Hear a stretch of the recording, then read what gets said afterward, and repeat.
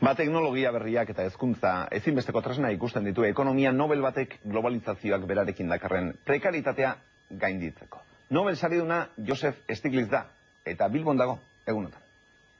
Ekonomiako Nobel saridunak kalitatezko enpleguari buruzko Bizkaiko Foru Aldundiaren jardunaldietan hartu du parte. Joseph Stiglitzen arabera, enpleguaren lehen helburua gizarte osoaren ongizatea lortzea da. Bere ustez, Euskadin alegin handia eginda langabezia 25%tik 4 jaisteko. Baina enplegu berria ez da beti kalitatezkoa izan.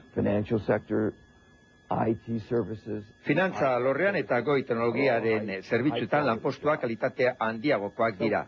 Baina denerik dago, sortu diren lanpostu batzuk hobeak dira bai, baina zoritzarrez lanpostu guztiak ez dira kalitatezkoak izan.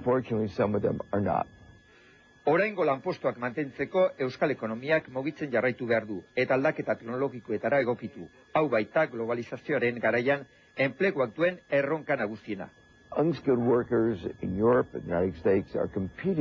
Estatu Batuak eta Europako prestakuntzagabeko langileek duten kompetentzia Txinan eta Indian dauden prestakuntzagabeko langileak dira.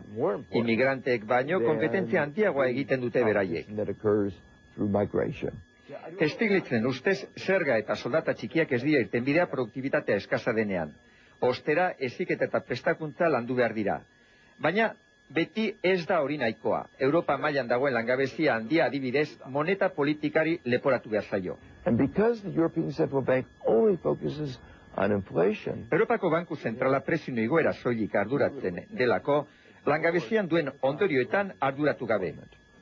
Etorkizunean ingurumenari lotutako alorrek eskainiko dituzte lanpostu gehien Nobel saridunaren arabera.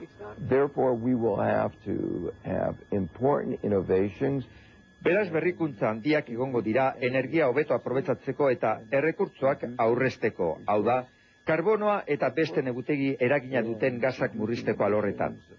Horrek teknologia berriak eskatuko ditu, kontsumo jarrera berriak ere bai, eta produktu berriak ere egongo dira. Berrikuntza horietan aintzindariak direnek, emaitza onak lortuko dituzte. Etxen prezioa aipatzerakoan, Stiglitzek Estatu Batuetan gertatu den bezala, krisi immobiliario baten arriskua ikusten du.